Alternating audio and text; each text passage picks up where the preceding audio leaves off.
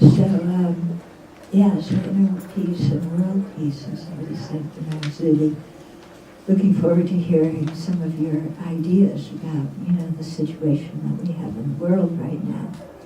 And I think he was referring to, like in the Middle East and so on. And I thought, oh my goodness, I don't have anything brilliant to say about how to resolve the mess in the Middle East. Yeah, because it's really a true mess. And all I can basically say is I'm glad I'm not the person making the decisions, because I don't really know what would be best to do in a situation that's so complicated like that. But I can talk a little bit about inner peace and how inner peace influences world peace. So that is another way to approach it, rather than trying to think what is the best foreign policy to engage in, because I don't think anybody really knows. Yeah? But there is a relationship between inner peace and world peace, because the world is made of living beings. And it's nothing more than a collection of living beings. So, as individuals, if we're able to create internal peace inside of ourselves, the more we do, then the more we influence the people around us. And that, when it has a great influence, is what creates world peace. Yeah? So peace in a group of people cannot be legislated. Yeah, I mean, we need to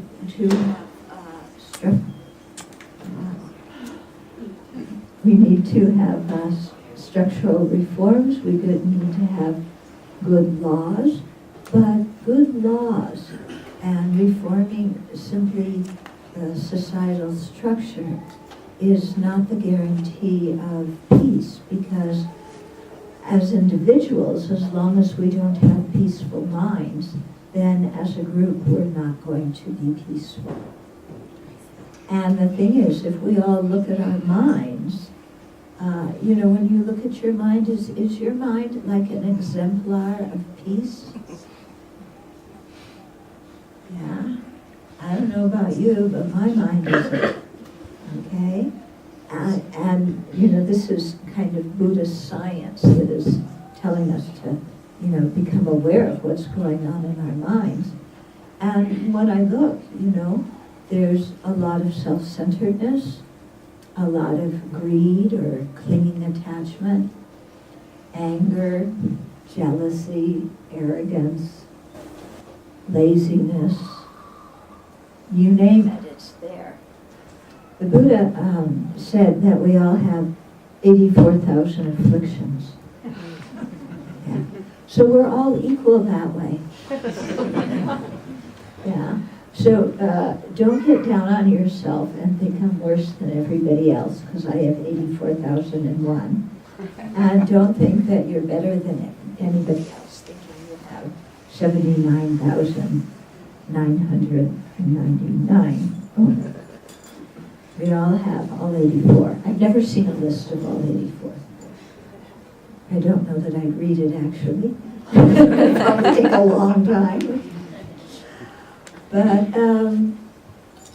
the thing is, is if we can pacify our own mind. You are very temperamental. This is a good reflection, a good example of what our mind is like. Isn't it? Yeah? It works, and then it stops. It's reliable, and then it conks out. And that's kind of like us, We're reliable, and then we drop off the radar. Yeah? We're like in there, and we make a commitment, and then, silent afterwards.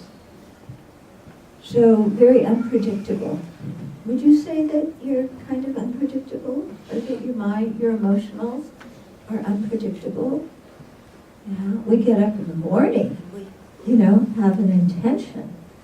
And I really encourage people when when you get up in the morning to set an intention and to think, today I'm not going to harm anybody as much as possible. Today I'm going to benefit others as much as I possibly can in big or small ways. And today, also, I'm going to cultivate a loving heart of loving kindness that is going to bring stability, to who I am. Because if I can have a heart of loving kindness that extends out to all living beings, it gives me emotional stability too. Okay, and so we, may come into the day with a strong motivation, and then our mind is like a yo-yo, isn't it? Yeah? We see something we like, wee! Then we think of somebody we don't like, woo! Then we think of chocolate ice cream, wee! Then we think of exams, Then we think of our paycheck, Then we think of having to go to work to get it, So, our mind is going up and down all day, basically, in response to the external world, thinking that our happiness and our suffering all come from the external world.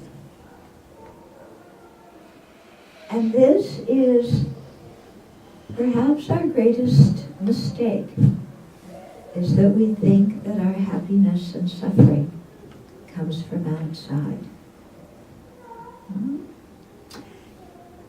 Because we can see, actually, that, yes, there's an influence from outside, but is happiness existing outside and then it comes into us? Does suffering exist outside and then it comes into us? It appears that way. Yeah. When somebody says something we don't like, somebody calls us a name or blames us for something we didn't do, and the words come and they hit our eardrum, and then, we feel hurt, we feel angry, we feel betrayed, whatever it is. It seems like the emotion is coming from outside. You hear those words, then boom, get angry, feel hurt. Yeah, want some revenge, and it seems like that. Well, that's the only possible way to react to these things. Any sensible person would be angry and want to retaliate. Any sensible person would feel hurt, and so we think that way, as if the pain were coming from outside in. Similarly, when we're with somebody we like, and they say, "Oh, I love you," then it seems like happiness is coming from outside in. Yeah, but is that true? Happiness is a guess. No. Yeah. Seems like my frustration is coming from the microphone. Is it really coming from the microphone? Going on. Going on. Is it really? No. Yeah. Because especially in the case, when we hear words we don't like, if you think about it, the words start off in somebody's throat, and they're just sounds, aren't they? So there's sound waves coming out of somebody's throat, moving along in the air, coming and hitting here. And we feel as if pain and anger and betrayal are hitting our eardrum. Are they? No, just sound waves are hitting our eardrum. Yeah. Then there's the raw data of the sound, just whatever the sound is. Yeah, that's perceived by our auditory consciousness. Then, our mental consciousness starts giving meaning to the sound. Yeah. This sound means somebody doesn't respect me. They think I'm stupid. They want to do something to harm me. And we start making up a whole story about the other person's motivation and their action and its meaning and so on and so forth. And then, of course, we feel hurt and angry and jealous and whatever because of the story we made up about that sound. Yeah. If somebody calls you a name in another language and you don't understand that language, do you feel hurt and angry? No. Same sound waves. Yeah. So there's something coming from our side, how we interpret things.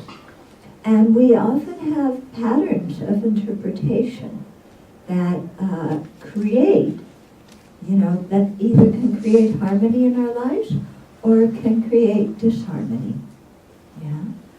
We may have a pattern of interpretation that says, don't trust anybody. And then whatever people say, automatically the red light's going, do they really mean this? What do they really mean? Yeah. And then we look at their face for different indications. And, maybe they yawn, maybe their eyes narrow, who knows what it is, and we say, oh, this means X, Y, and Z. And, we just collect all this data and create a story around it. And if we have the pattern of being suspicious, the story we create is one of suspicion. Yeah. If we have a pattern of being naive and gullible, the story we create is naive and gullible. If we have a pattern of being loving, with a kind mind, then the story we create is like that. And we can see how this works in our daily life, how we just have these patterns of how we interpret things again and again and again. And it's really coming, it's coming from us. It's not coming from outside. Because if it were coming from outside, then everybody would perceive the same situation in the same way. And the same words that everybody hears, everybody would think they meant the same thing. But that's not the case at all, is it?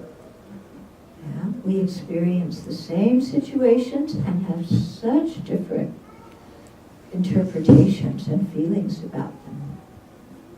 Yeah. And I even bet after this talk, if you came with somebody else, and you talk about it afterwards, that some people will say, oh, she said blah, blah, blah, blah. And the other person will go, I didn't hear that. No, she said da, da, da, da. Or she meant da, da, da, da. No, she didn't mean that. She meant this. No.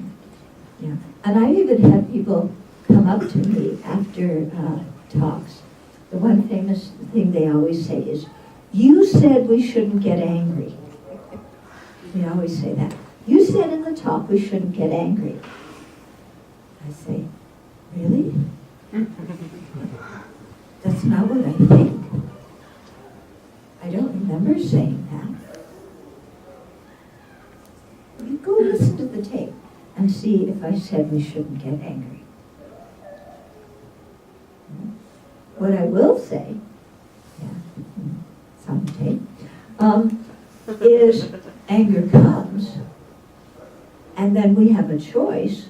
What are we going to do with it? Are we going to follow the anger, or are we going to counteract it?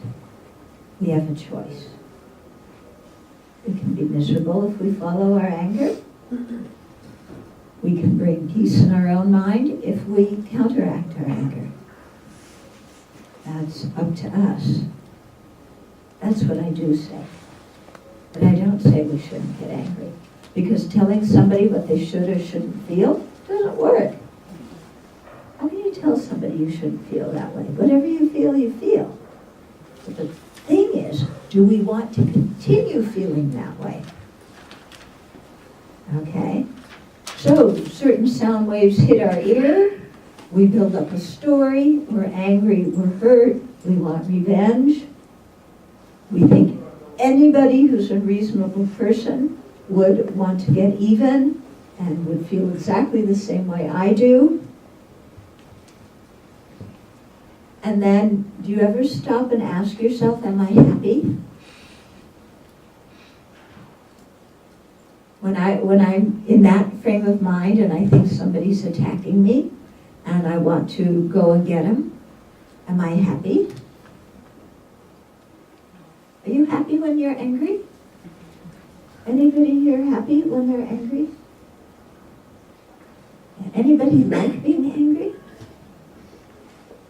Some people like being angry because it gives you a sense of power. Yeah. When you feel helpless, nobody likes to feel helpless. So you get angry.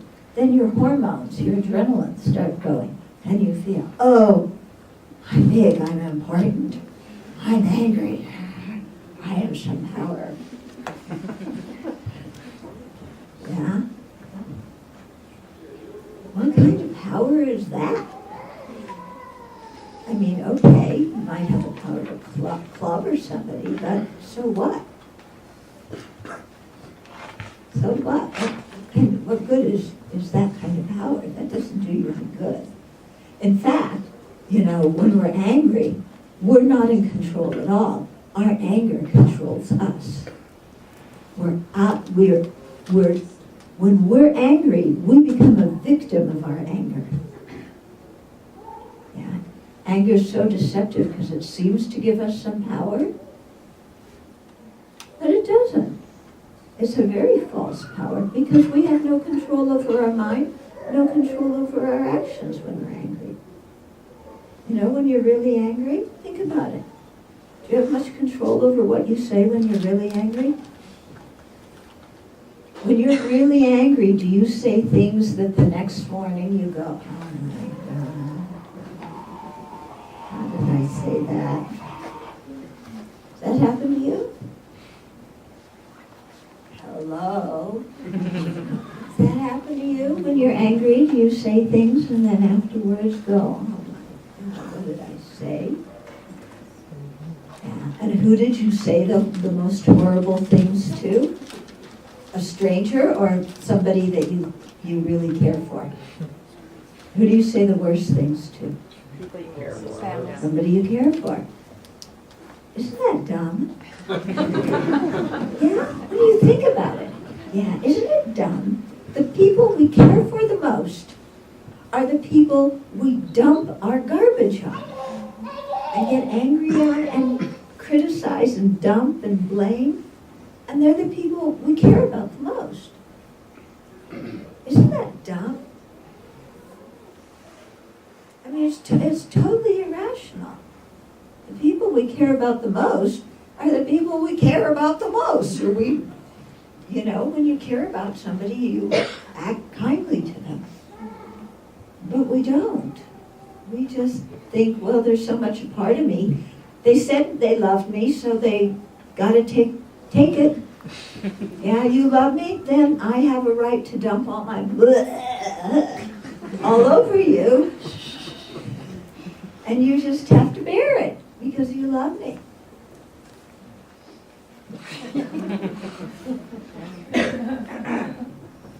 Really? Really? So are those the conditions of a friendship? Okay? So when we look at something like anger and how, all of its disadvantages of how we're not happy, first of all, that's the biggest disadvantage of anger, is we're incredibly unhappy. when we're angry. And second of all, then what we do, what we say and do when we're angry, usually brings about the exact opposite results of what we want.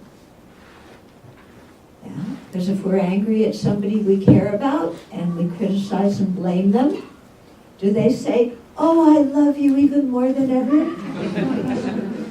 No, they say, "Get out of the house." But when we're angry at somebody, what is it we really want? We want to be close to them, don't we? Yeah. We want to be close to them. But when we yell and scream and shout and throw things or give them the ice cold treatment, slam the door.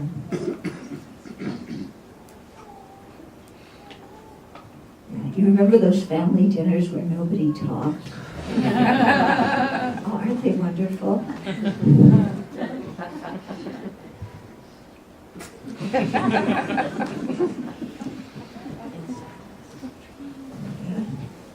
So, it doesn't create what we want, because what we're really wanting to be is close to those people, but our behavior is pushing them away. And this, I'm talking about personal situations now, how that works, but it also works on a group level, and it also works, on a national level and on an international level. Yeah. Do we really want to have enemies, internationally or nationally? We say no. So what do? We bomb them until they decide they love us. We refuse to cooperate in Congress until they decide they're going to do things our way, which they don't, so then Congress doesn't do anything except get paid for doing nothing. Sounds like a good job.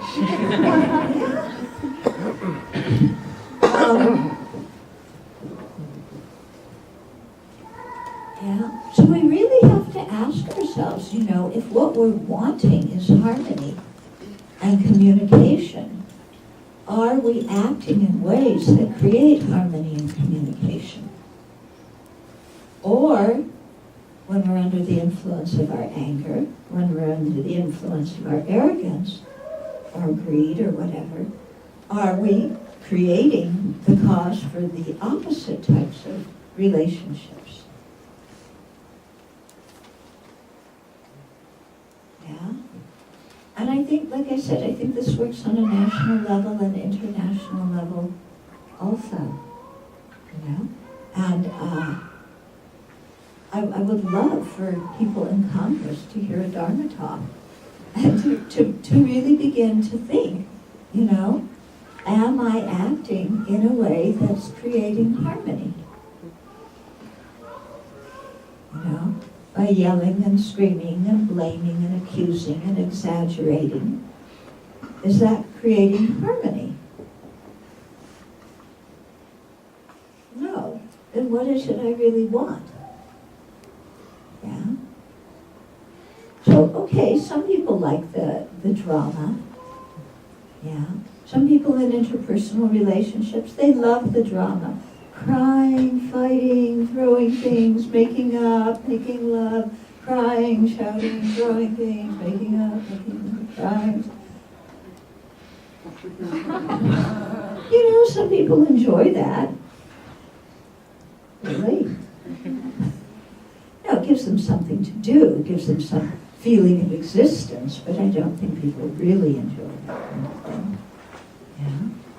And so the question is, to ask ourselves, how are we acting and speaking in a way that's going to bring about the harmony that we seek? Hmm? Because we're the ones who create it, We can go through our whole lives blaming outside. Yeah? And having lots of good advice for everybody outside of ourselves. How they should change, what they should do. But they're not going to listen to us, are they? Yeah. Yet the one person that we can't control, that we can't change, is this one, ourselves. Yeah. And so we have to, I think, do some, internal work and creating peace in our own hearts, in our own minds. Yeah. So it's quite a challenge. When you really dedicate your life to do this, you are never bored. Yeah, if you suffer from boredom, this is a good way to get over your boredom.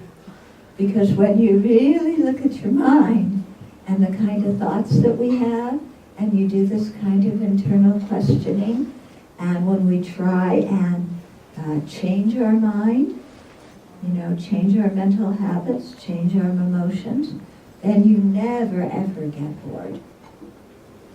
Because our mind is something totally fascinating.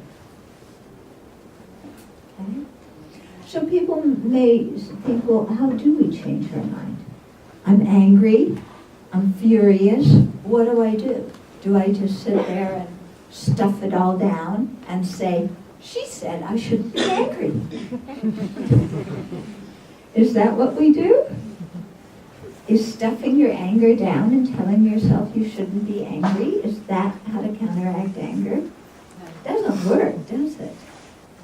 Yeah. So it's a thing of acknowledging the anger. Yeah. But then saying, is this something I want to continue to have or not? If I'm unhappy, and if it makes me say and do things that increase the disturbance with other people, then really I don't want to keep on having this mental state.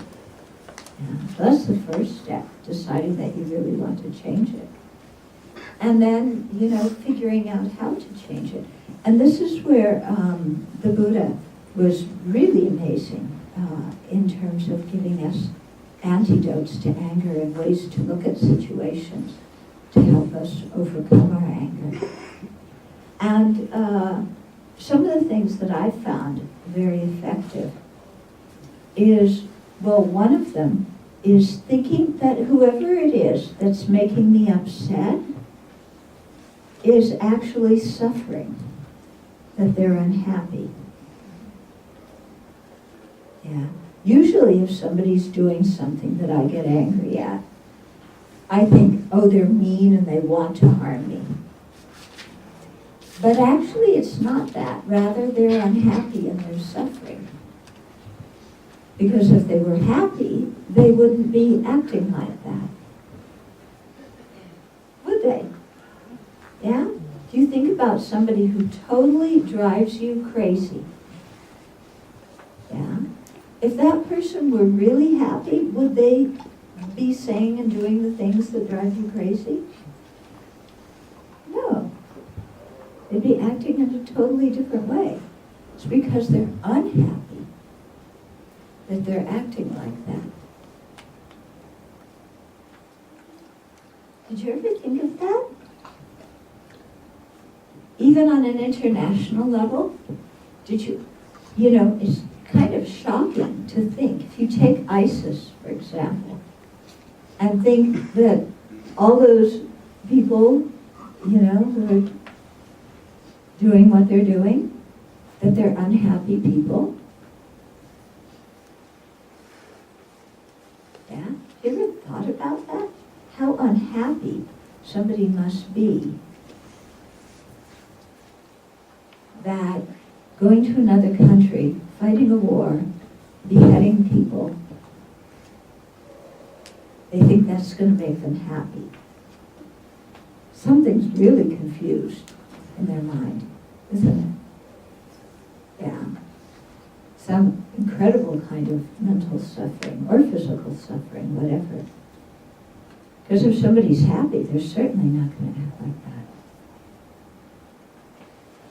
So it can be very helpful for us to calm our own mind, to think of the other person as somebody who is unhappy and who is suffering. And to just even have a feeling in our own hearts of may they be happy. To wish them well.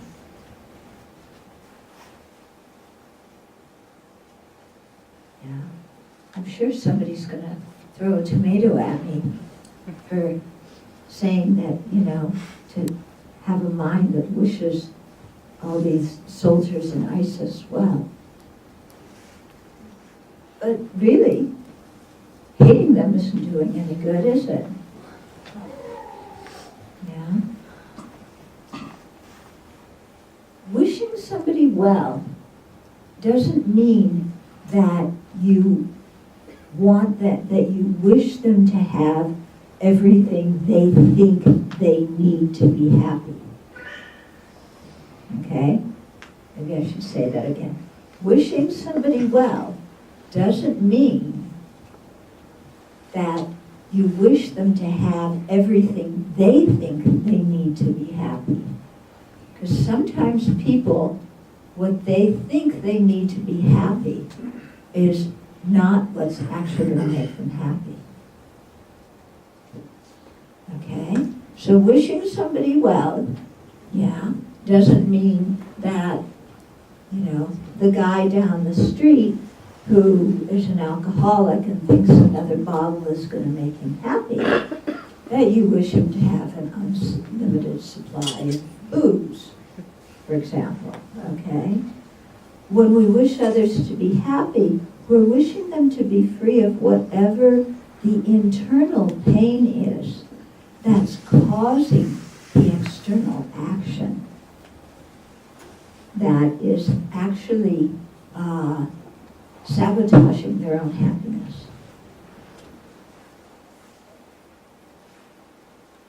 Okay? Are you understanding what I mean? Yes. How in our search for happiness and when we get angry, we do the opposite things of what's going to make us happy. Yeah?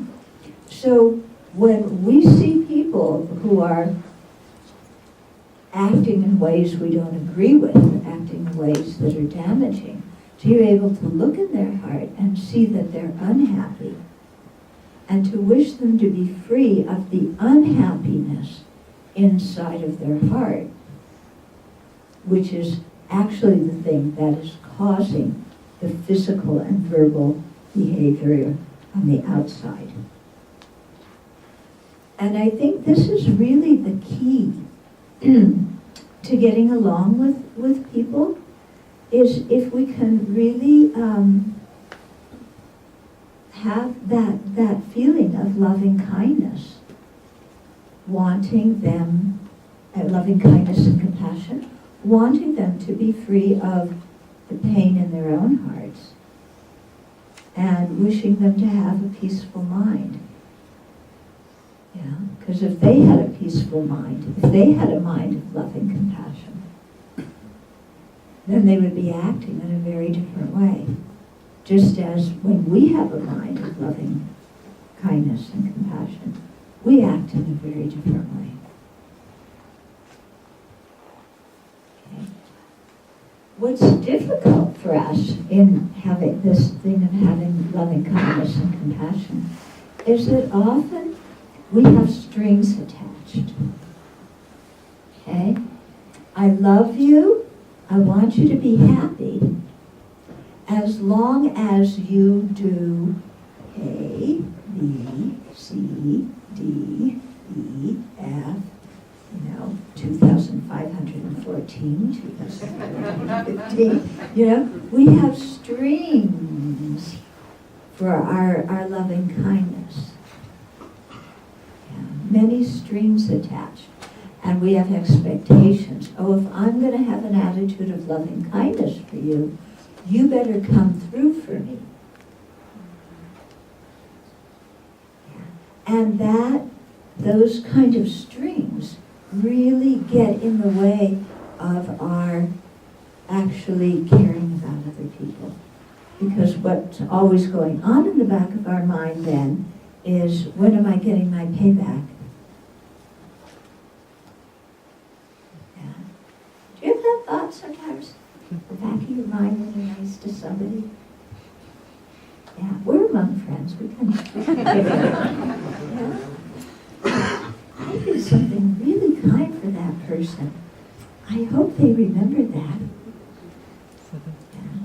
And then I did something really kind for them, and they didn't remember it. Look how they treated me. And they took advantage of me. And da-da-da-da-da-da-da. Now I have to take my love and kindness back and punch them instead.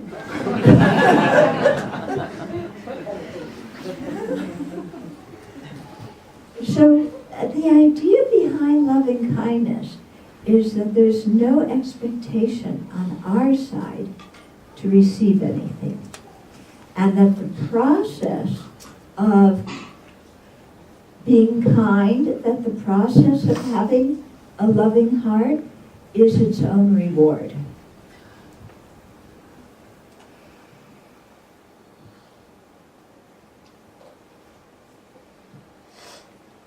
His Holiness the Dalai Lama speaks a lot about this. As you know, he's the champion of compassion. Always speaks about the importance of compassion. And he says that, when I'm compassionate, you would think that the other people are the people who get the most benefit from my compassion. But he said, actually, that's not so. When I'm compassionate, I get more benefit from it than they do. Because if I'm compassionate to somebody, I can't make sure that they're happy afterwards.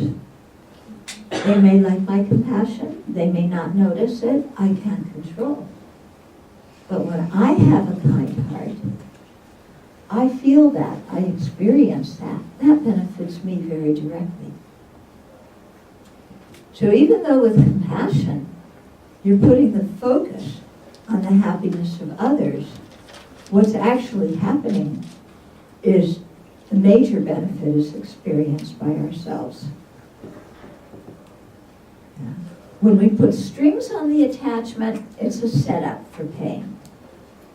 So we have to cut those strings, yeah, and just let the feeling of compassion be the quote, quote, reward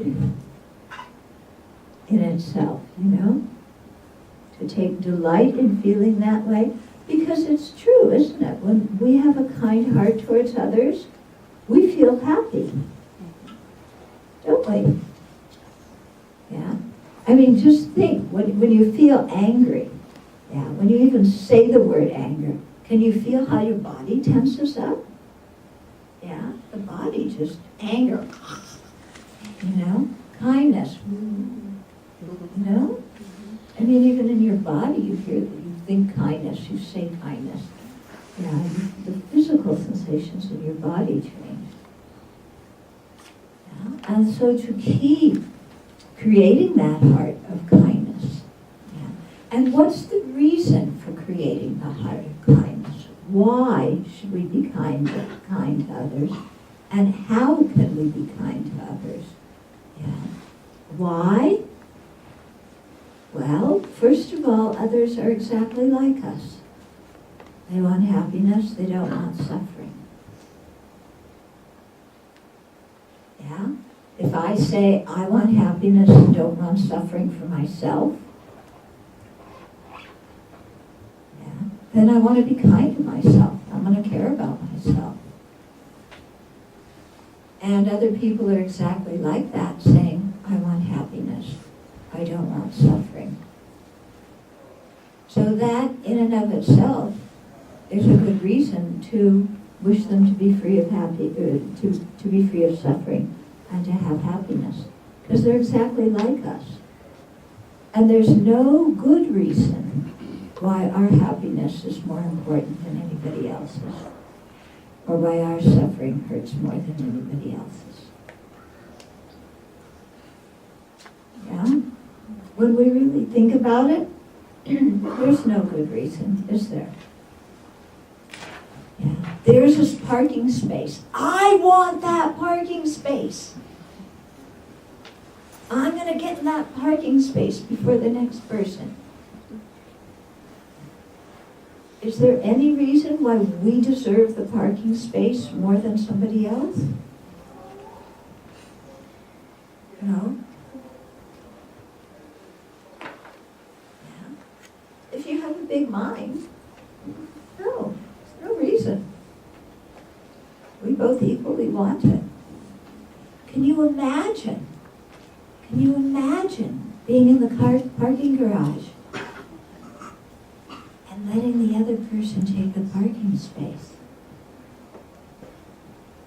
Is that something you could even imagine? Oh.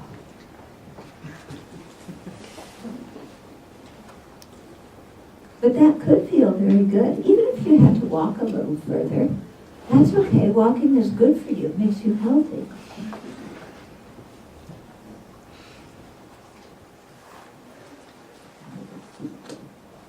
It's interesting, sometimes how we grab onto something for ourselves without really thinking, well, might make somebody else just as happy to have it. And there's no reason why I should have it over somebody else. Actually, when we think about it, in this country, we have so much that other people don't have. Did you ever think about that? How much we have that they don't have? And yet, are we ever satisfied with what we have? No. We always want more. We always want better. We'll always find something to complain about. But compared to the rest of the world, boy, we have it really good, don't we? Yeah. So if we have some appreciation for our own situation in that way, some appreciation that everybody wants happiness and not suffering, and everybody deserves happiness and not suffering. You might say, everybody deserves happiness? I don't know about that. Not this person who did X, Y, and Z and traumatized my family and blah, blah, blah, blah, blah. They don't deserve happiness. They deserve to burn in hell.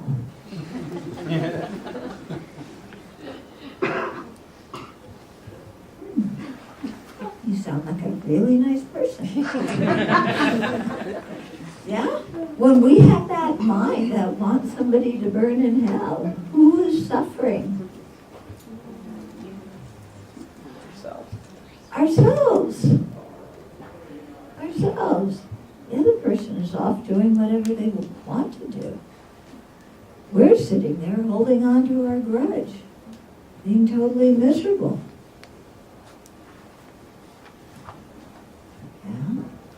So actually, if we want happiness for ourselves, the best way to do it is let go of our anger and let go of our grudges. Isn't it? Best way to be happy. And how do I stop hating this person? Look what they did. They killed a member of my family, or they, lied about me to my employer and I got fired. And how can I wish that person happiness?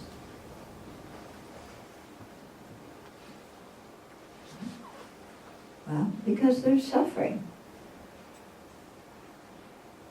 If they had happiness, they wouldn't be acting like that. But they did such a horrible thing. How can I ever forgive them? So then you really like being angry?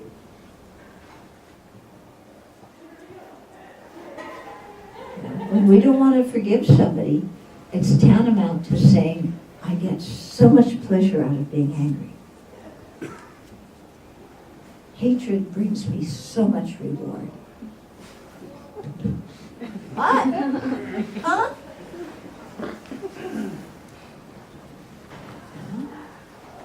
So forgiving somebody doesn't mean that what they did was okay. Forgiving somebody means that I'm going to put down my anger. Because my anger isn't serving me and it's not serving anybody else either. And then our mind says, that sounds good, but first they need to apologize. Sounds good, doesn't it? First they need to apologize. And we have the apology scene all worked out. Don't you have the apology scene worked out tonight? Just how you want them to apologize. Yeah? There they come, in that direction. On their hands and knees, beating their chest, saying, I harmed you so much. Forgive me. Crawling up here, saying, please forgive me. You were right the whole time. I was wrong the whole time. I hurt you so much. And then you can go, oh, well, I'm glad you finally realized. You scum of the earth. Yeah, do you have that kind of apology scene worked out in your mind? Yeah. When's that going to happen?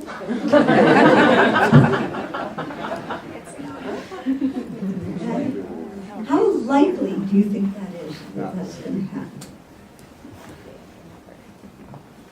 Yeah. 0. 0.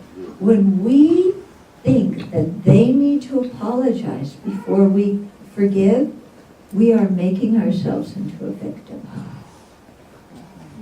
We are giving our power away.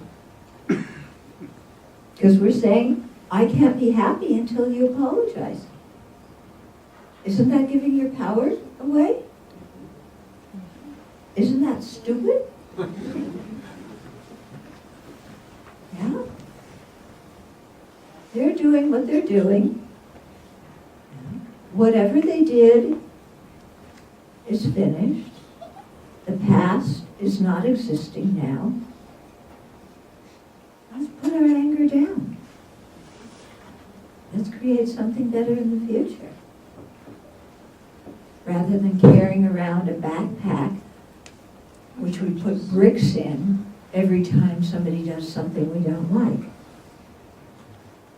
And then by the time you're old, you are bent over that backpack of bricks. You're bent over and bitter. Sounds like a nice old age, doesn't it? Yeah? So I don't think any of us really want to grow old in that way.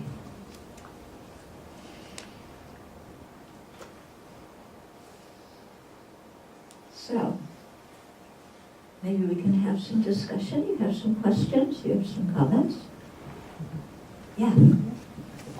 Since tonight our topic is on inner peace, I was thinking about Gandhi and his influence and how Gandhi? He tried to cultivate self-government, and he knew that it would spread if he could hold on to truth himself.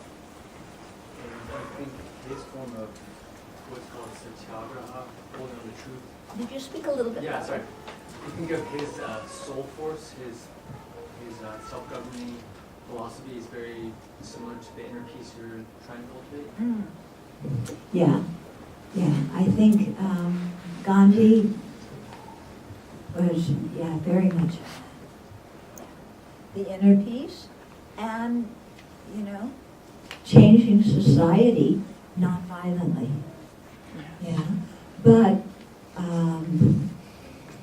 changing yourself first. And that's what he really did, isn't it? He changed himself. And when you change, the force of being around somebody who's done that kind of internal work is very palatable. Yeah. If you ever have a chance to go to a talk with His Holiness the Dalai Lama, go. There's something there. People who have done that kind of creating peace in their own hearts and minds. And if you look at what the Dalai Lama's lived through, he was 24 years old when he became a refugee. He was younger than that when he became the leader of Tibet. I don't know if he was 15, 16, something like that. Do you think you're ready to be the leader of a country at that age? How about being a refugee at age 24? Never being able to go back to your country? When you really think of what he's lived through. And yet he doesn't hold any hatred towards anybody.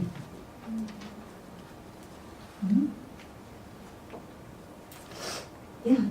I have a comment because you were saying that putting conditions on love, like I'll love you as long as you this, or if you'll only do this. And I had a hard time breaking that habit, but I found a cure. I still do it. I say, I love you as long as you do this and think this and do that, but I only do it with a mirror right here. Very good. Yeah. So you put the mirror there. I love you as long as you're nice to me. I love you as long as you are honest. Very good. Very good. Thank you. Yeah? This is kind of a long one. But in my time learning about Buddhism, I was searching for something to help me with the world peace question of what do I do as like a reverse victim in the actions of my nation? Because the nation is kind of a not real thing, but they do real damage, and it doesn't represent my decisions and what I think is right, so I'm a victim on the other end. And I just sought refuge in ignorance, essentially. I just stopped being concerned about the world because it hurt me so bad knowing what my representation was doing to me. And I still haven't found that thing that I'm looking for to be comfortable with the destructive forces that are representing me.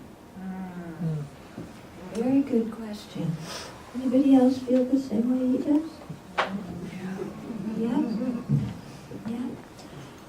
I think the key, what I've been able to do for that, is say, they do not represent me. Yeah. They may be my government, or they're the government of the country that I live in, but they don't represent me. Yeah. And I don't go along with those kind of policies.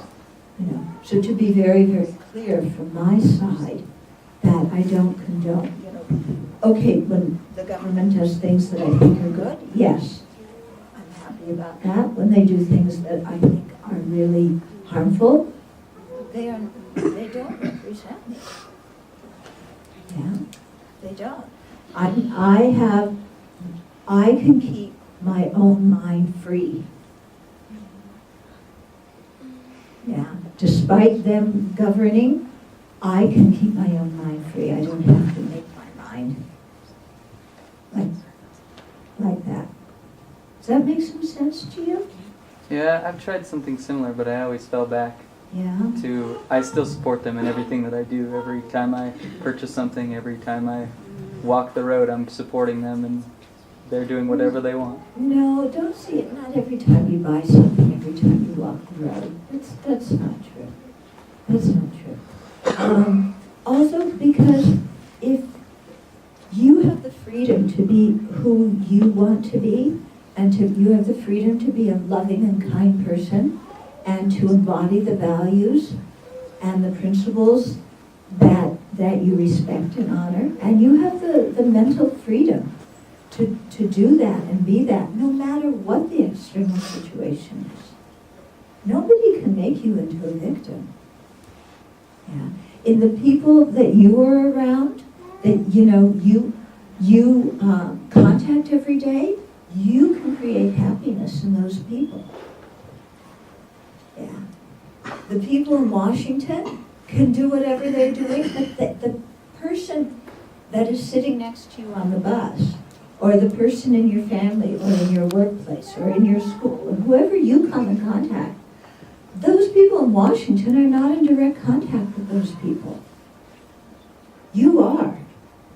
So you have the power to do something kind to them that gives them some hope, that gives them some good connection and good feeling with others. You know, people's lives don't depend on Washington.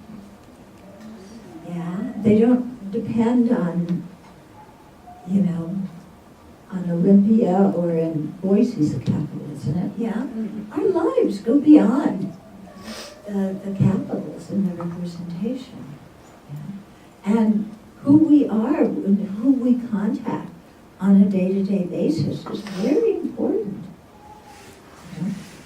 Because you always think, you know, you look at Mother Teresa and the Dalai Lama and you think, wow, look at how much good they're doing in the world. But, you know, they're not in your workplace. They're not in your school. They're not in your family. We are. Yeah. And so we have that personal contact that through that personal contact, how we can give happiness to others. Yeah. And these other people are far away. They can't bring them happiness. We can. So we do whatever we can, and it spreads. Yeah, doesn't it? I read one time at this thing about paying it forward. That what did they do at one fast food place? Starbucks. Over 400 people paid for the food of the people behind them. Isn't that amazing? You don't know what they're ordering. You don't know who they are. But you're paying it forward. I mean, I guess the person's behind you, or I don't know how they did it. But like, wow. Imagine doing that. And then how that uplifts the minds of all the people who that happened to. And I heard a similar thing happening, I think it was with kidney donations.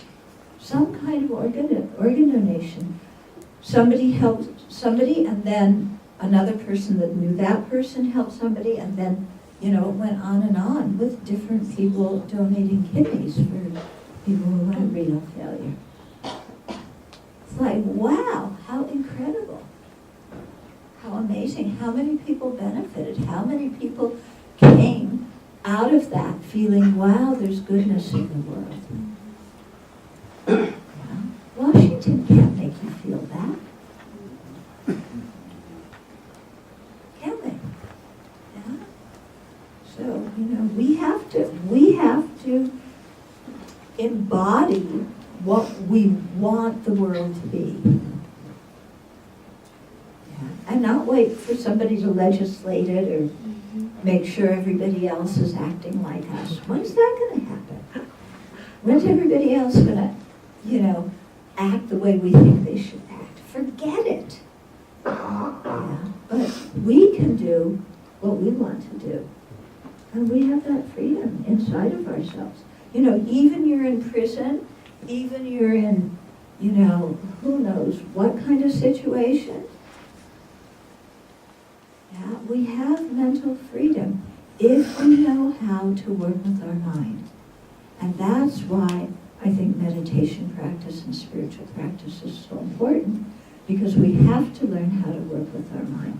Otherwise, if we don't learn how and we don't practice, then our old habits just take the ball and run with it.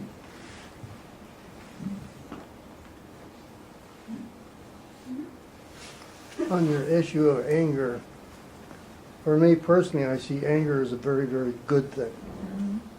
And I see it as a good thing because when I'm angry with something, it's telling me my life is not in divine order.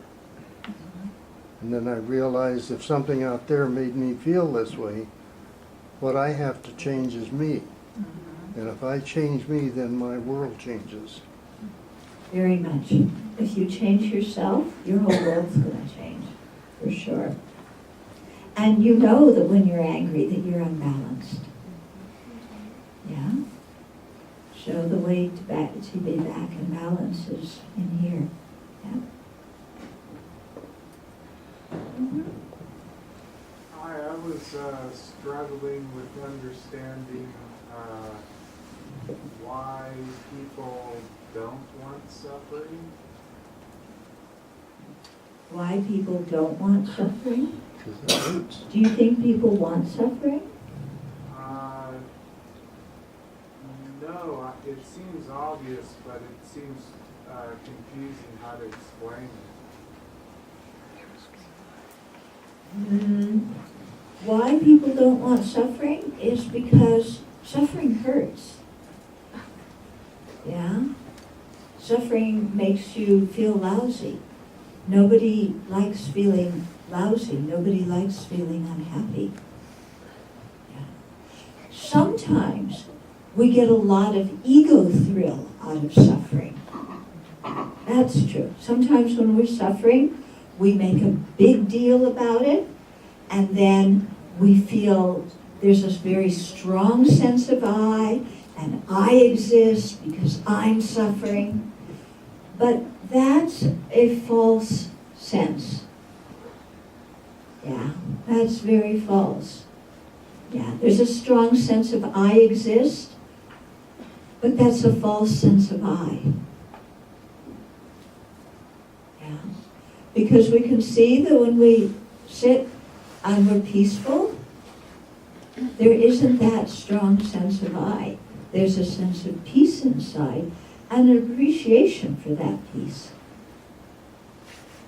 So why suffering sometimes makes us feel alive in some way, in the sense that there's this strong sense of me, it's a very false thing. Does that make some sense? Sure, thank you. Thank you.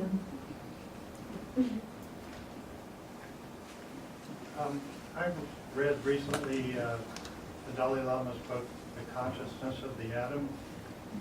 And in the book he describes the integration of science and religion or spirituality as being adapted for monk training curriculums. I guess my question is, in terms of causation or looking at modern life compared to the time of the Buddha, which I think was about 300 years before Christ, how do you account for verbal words and acts versus your mental life and consciousness? And how does consciousness permeate into physical reality? I'm not sure I exactly understand the question. Could you say it Okay, a little, in a fewer words? Yes. If you look at words and physical acts, external, that are overt for others to react to, or we react to them, how do you account for your mental activity, internal state, and consciousness, and be it love or goodwill? How do you see that playing out on the physical plane in day-to-day life? Okay, I'll give it a shot. I'm not sure that I've got your question right, but I'll try. I think things start with our mind. Yeah. And when we transform our mind, then how we speak gets transformed, how we act gets transformed. Because the mind is the mover. Yeah, the mind is the one that has the intention. And so from a Buddhist perspective, it's actually our mind that's the most important thing. Not the physical and the verbal, it's the mind. Because when the mind is purified, when the mind has wisdom and compassion, then the body and speech go along with it. When the mind has greed or resentment, body and speech go along with that. Okay? Does that? You nailed it. Okay. Yeah. I have a question. Uh-huh. So, all this constant, battle with yourself, and trying to overcome your anger and all these negative emotions, you know, it's a constant battle. So I'm just, is there a way that you can just achieve a state where anger doesn't even come at all? Okay, yeah, they say that you can achieve that state. I haven't gotten there.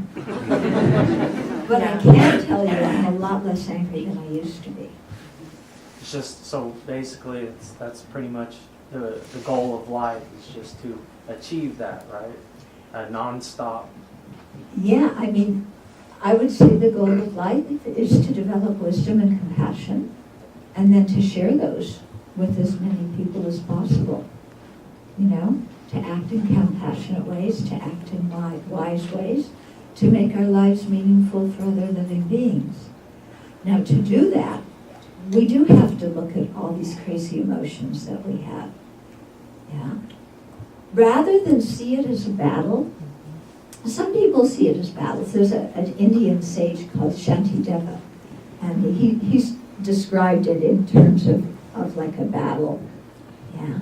Maybe because I'm quite nonviolent, you know, or maybe because I'm a woman. The battle imagery does not, you know, influence me so much. But I see it as a thing of like, okay, I have values, I have principles, I have a direction where I want to go in. I'm not that person yet, but I can train my mind and retrain my mind. You know, it's a process of rehabituation. That's what they call it, practice. Practice is doing it again and again. So rather than, you know, if I get angry, instead of going, oh no, I got angry, I have to clobber myself because I got angry, wham. Not like that, but like, oh, I got angry, okay. Let's do a little bit of research here. Why did I get angry? Oh, well, so-and-so did that, blah, blah, blah, blah. Yeah, that's true, but why did you get angry? Well, they didn't, well, that's true, but why did you get angry? And I keep asking myself that question. Why? Okay, people do these things. Why do I need to get angry about it? Yeah. And then at some point I realized I don't need to get angry about it. I really don't. Well, because they're stopping me from doing this and that and that and that and this and... Yeah, why do I need to get angry? I don't need to get angry. I can still go do what I want. There was this interesting thought on that I actually got from a movie where they eliminated emotion completely through a drug. They took the emotional spectrum out of the equation. Do you think that would be a sufficient way to? No, I don't. Yeah, no, because we are emotional beings, and we have positive emotions: love, compassion, generosity, friendship, fortitude, goodwill. We have lots of positive emotions. Yeah. What we want to do is nurture our positive emotions. Yeah. They describe it sometimes like in a garden. What are you going to water? There's lots of different seeds. What seeds are you going to water? In ourselves, we have lots of different emotions. Which ones are we going to water and make grow? And which ones are we just going to say, you're in California, no water, sorry.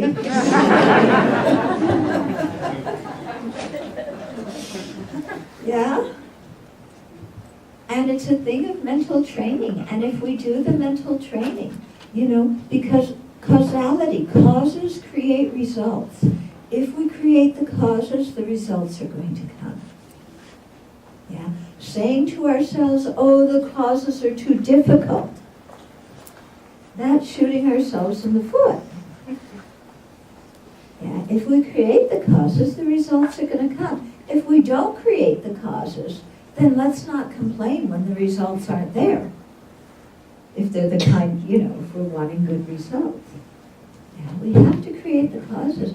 So this, I think, is what in spiritual practice you do on a daily basis. You know, if you learn meditation, if you do spiritual reading, whatever it is, you're training your mind and watering certain parts of yourself that will definitely grow. They can't help but grow when you water them. I was wondering, as you watch the news and you see lots of greedy and angry people, but also lots of compassionate and good-hearted people that they show, has the world become more compassionate or more selfish, or are we still rather evenly matched in that regard? You know, I don't really think about that. Is it getting better? Is it getting worse? I don't think about that much because it doesn't really matter. What's mattering is whether it's getting better or getting worse. What's mattering is how am I contributing? Yeah? So I try and put more emphasis on that. I have a comment with that. I can kind of see that same struggle, like where now the information we're taking in is global. It's not just local. So in our lives and living as Buddhists, we want to have a good positive local impact, but we're also getting international news and we want to have an international impact, but what can we do? Turn off the TV. There's one meditation. Yeah, ignorance is a great place to hide, but it's still Well, there. first of all, you can't save the world. Yeah. Okay? So throw that idea out. You're not going to save the world. But we can create a difference. And I think the important thing is, even in areas across the globe where we cannot have direct influence, we can, in our hearts, keep contact and keep connected with those parts of the world. You know? And there's one meditation that we do called the taking and giving meditation, where we imagine taking on others' suffering, giving them our happiness. And this is a very powerful meditation to remain connected to the rest of the world, even when we cannot physically be there and do something. Yeah? And I think that process of keeping our heart open and remaining connected is very, very important. Yeah? And it does bring some results. Yeah, things work in very interesting ways. I mean, have you ever, when you felt really, really down, you know, do we ever think, you know, there's a lot of compassionate beings in this world, and they have compassion for me? That I'm not alone when I feel really down and discouraged? That, wow, there's a lot of compassionate beings in this universe.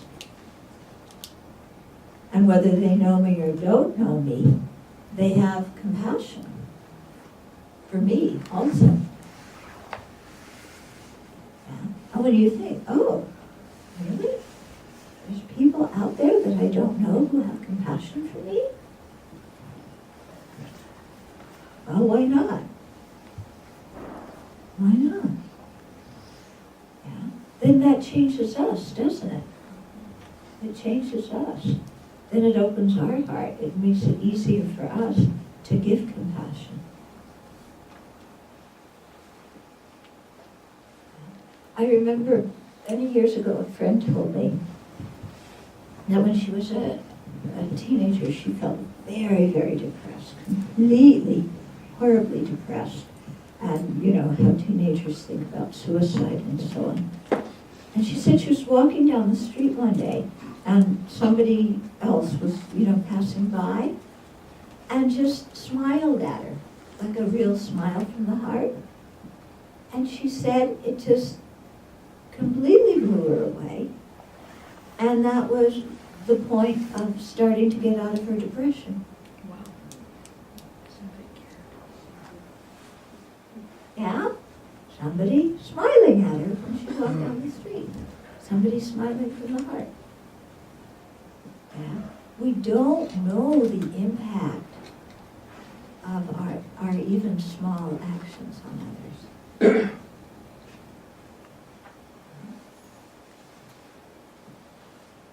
And this is the power of having a compassionate heart.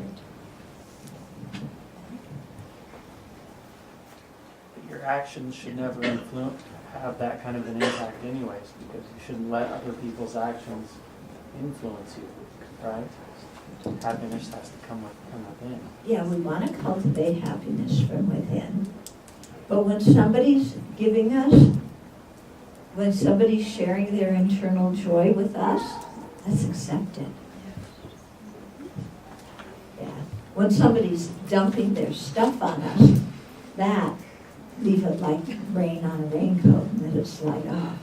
But when somebody's sharing their joy, accept their joy. Don't get attached to it. I gotta have more, I gotta have more. But accept their joy. Why not? Just a comment that might be for this gentleman down here. There's a guy named Viktor Frankl who survived the Holocaust. Yeah. And his statement was very simple. He said, what happens to you is not important. The important thing is how you choose to react to what happens to you. Yeah. That's it. I know that I have found in my own journey and even in my current struggles that the acceptance of everything and ceasing to fight everything and anything, though it's a very difficult decision and sometimes you wonder when is it justifiable and things like this. Acceptance always really is the answer, and acceptance of the outcome of doing these things without expectations is something to Yeah. So the importance of acceptance. Yeah. And acceptance is a tricky thing because people say, well, I'm angry. Are you telling me to accept my anger? No. I'm telling you to accept that what is now, and if you're angry now, to accept that. But that doesn't mean you need to be angry in the future. You can change the future. So you can accept the present and change the future at the same time. Yeah. No sense fighting with the present because it already is. Yeah. But the future isn't, so we can create the causes for something new in the future. But yeah, the acceptance also that you're speaking about is the acceptance that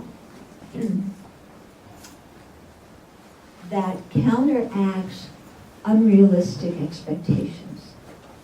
Because sometimes our unrealistic expectations really create misery for us. Yeah?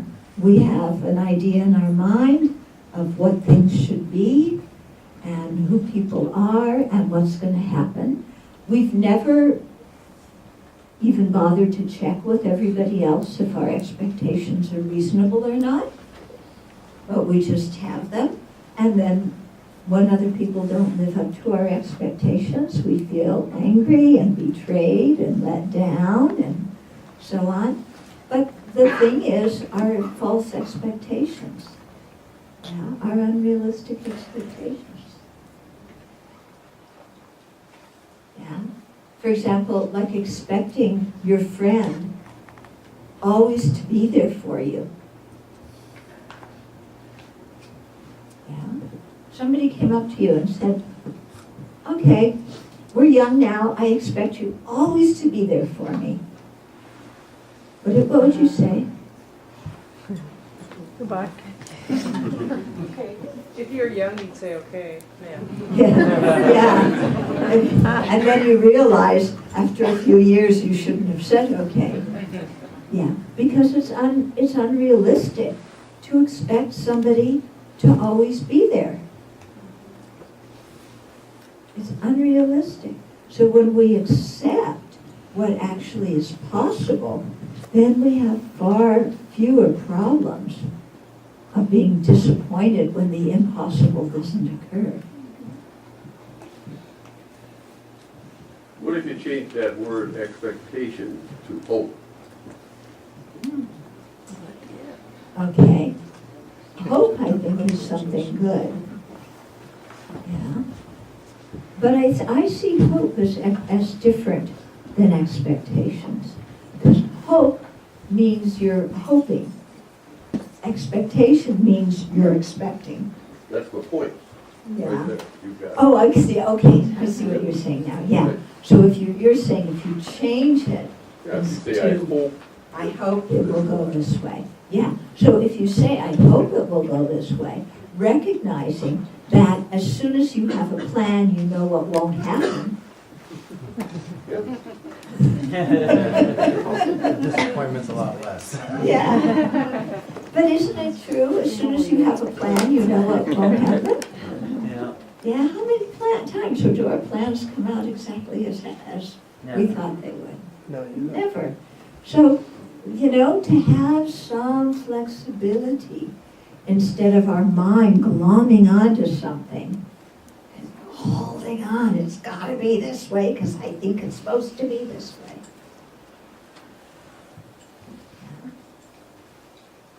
And having some hope, having some flexibility.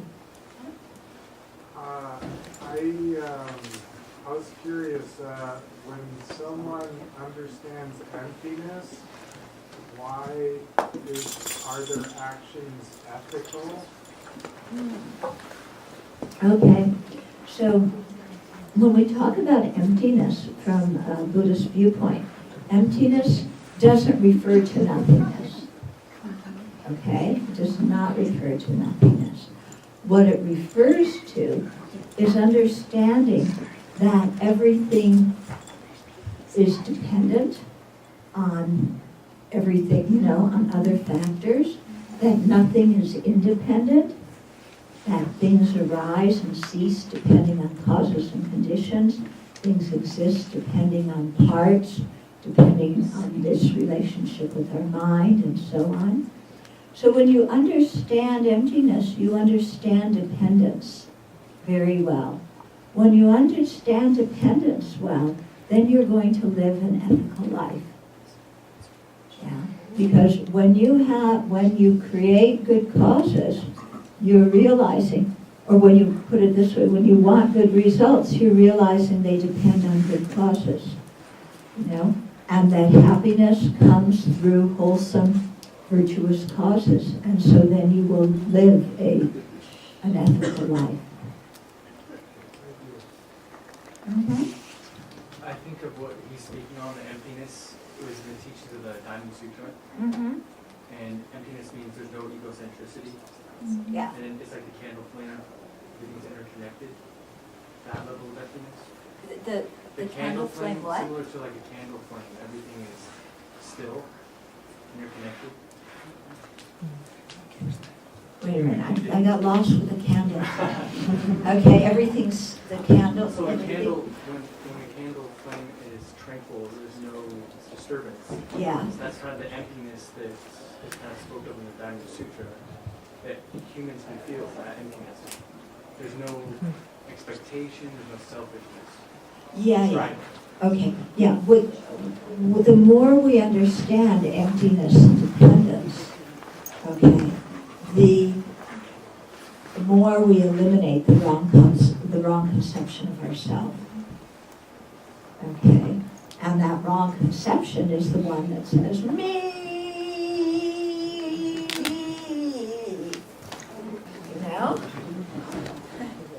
And so that gets subdued, and that really helps us open to everything else. Okay, we're going to have to end soon. I'm so sorry. Okay. Don't apologize. Forgive me if I don't. No, don't organize this don't right. apologize. But I'm not sure if I have a reply or retort or in addition to this gentleman's question in the back about suffering. Now, I'm not going to say I enjoy, but I welcome suffering. I feel without this suffering, I could not, the extreme suffering also allots me the capacity for great joy. So, I'm so sorry. It's kind of a long one. Don't apologize. I'm going to keep going. Okay. But also, this suffering suffering comes from anger and pain. I recognize this. Now, if the anger and pain that I am suffering, comes from, other people's anger, does that, I feel like it gives me a better chance to identify with my human man. Does this make sense? Yeah, that when we suffer, we can use our suffering to advance ourselves spiritually, in the sense that when we know suffering, then we know what other living beings feel, and that can help us increase our compassion. Okay?